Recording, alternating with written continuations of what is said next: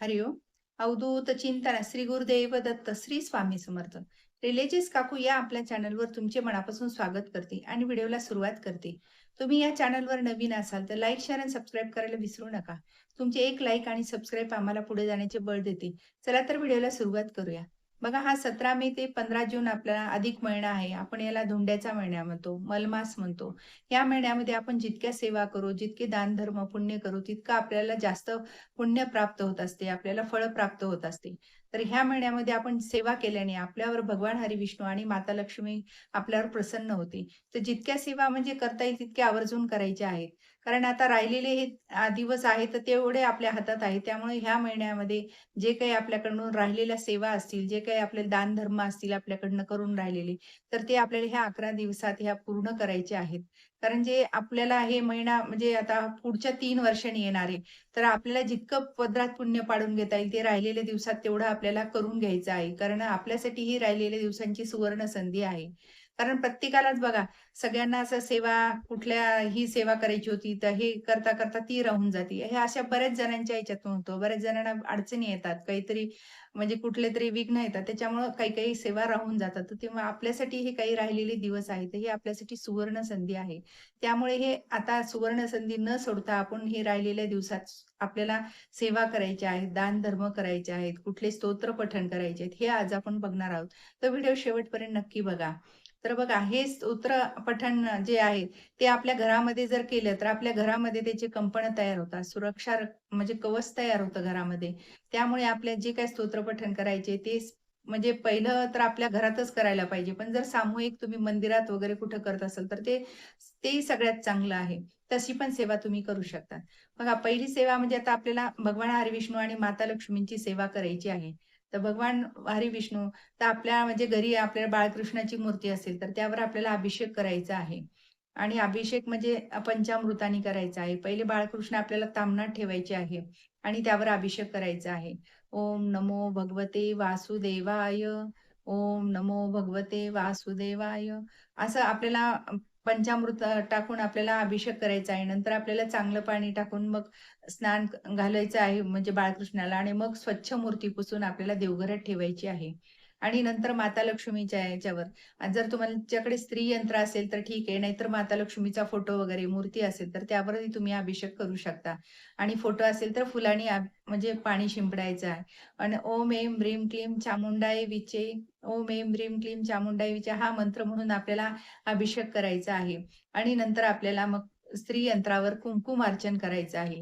ही main सेवा आहे. ही म्हणजे प्रभावी सेवा आहे आणि उच्च कोटीची. तुम्ही ही सेवा जर केली तर घरातील आपल्या जे काही नकारात्मक वातावरण आहे ते निघून जाते आणि सकारात्मक वातावरण तयार होते. ह्यानी जर या काही आपल्या अडचणी असतील घरामधल्या, त्या निघून जातात. आणि बाळकृष्णाला आपल्याला तुळशी अर्पण करायच्या आहेत.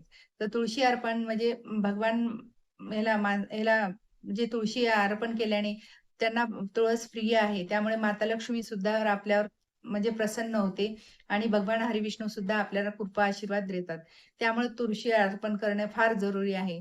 तर आपल्यासाठी म्हणजे आपण आदल्या दिवशी तोडून ठेवल्या तरी चालतील. कारण आपण जेव्हा सकाळी पूजा करू, तर वेळेवर धावपळ होण्यापेक्षा आदल्या दिवशी तयारी करून ठेवलेली चांगली.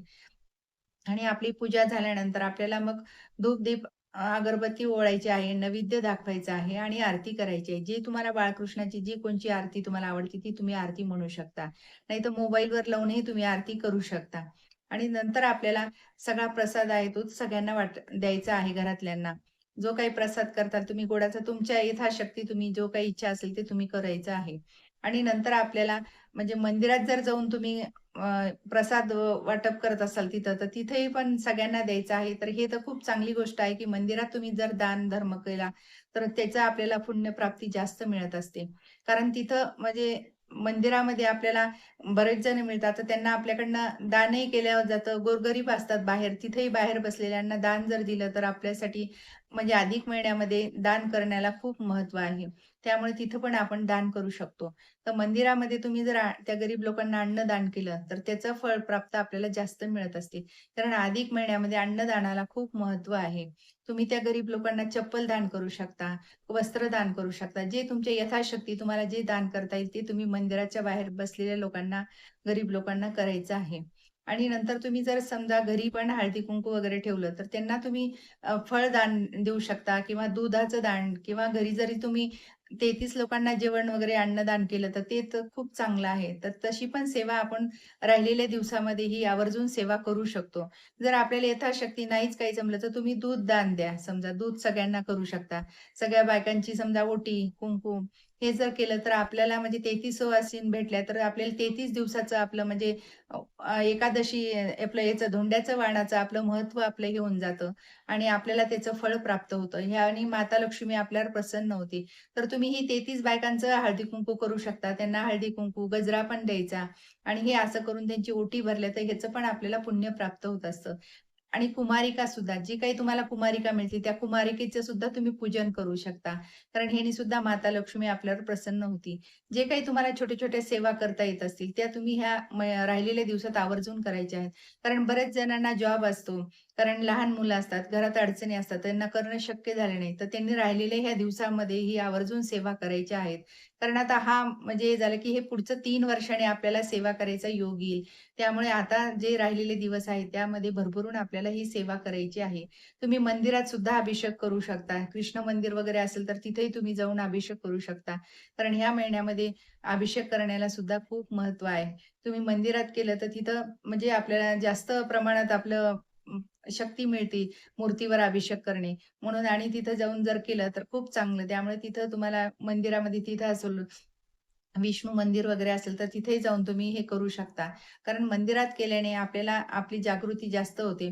त्यामुळे तुम्ही मंदिरात आधी केलं तर खूपच चांगलं. जर नसेलच मंदिर तुम्हाला जवळपास, तर तुम्ही घरातही करू शकता. ही सेवा आपल्याला आवर्जून करायची आहे. आणि जे काही असेल, तर त्यांना आपल्याला अन्नदान करा मंदिराबाहेरच्या लोकांना.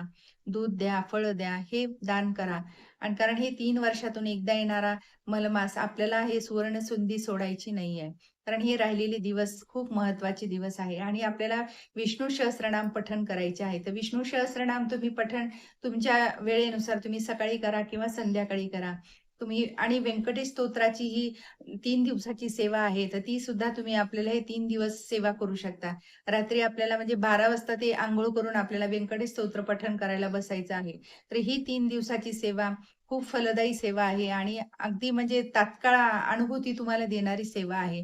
तर तुम्ही ही सेवा करून बघा. नक्कीच तुम्हाला याच्यात यश येईल आणि तुमचे ज्या काही अडचणी आहेत घरातल्या, जे काही तुमचे संकट आहे त्याचे निवारण होतील. कारण बरेच लोकांना म्हणजे वाचता-वाचताच म्हणजे त्याचा अनुभव आलाय. साक्षात म्हणजे तुमच्या समोर व्यंकटेश स्तोत्र पठण करताना तुम्हाला दर्शन देतात. तर ही म्हणजे तात्काळ अनुभव देणारी स्तोत्र पठण आहे. तर तुम्ही हे नक्की आवर्जून करा. रात्री 12ला तुम्हाला बसायचं आहे स्नान करून आणि जे बसताना आपल्याला हे 16 वेळा आवर्तन म्हणायचं आहे. तर हे तुम्ही नक्की सेवा करून बघा आणि ही सेवा तुम्हाला म्हणजे कोणालाही करता येते. असं काहीच नाही, की हे आम्हाला करता येईल का? कोणाला करता येईल का? घरातल्या कोणीही सेवा ही करू शकतो. तर बघा हे नक्की सेवा करून बघा. तुम्ही राहिलेले दिवस आहेत, तर ते आपल्याला जे काही आहे ते आपल्याला म्हणजे सेवा करून घेण्याचं भाग्य आपल्या पदरात पाडून घ्यायचं आहे. तर ही आवर्जून सेवा करायची आहे. श्री स्वामी समर्थ. जय जय स्वामी समर्थ. माझा जर व्हिडिओ तुम्हाला आवडल्यास लाईक, शेअर आणि सबस्क्राईब करायला विसरू नका.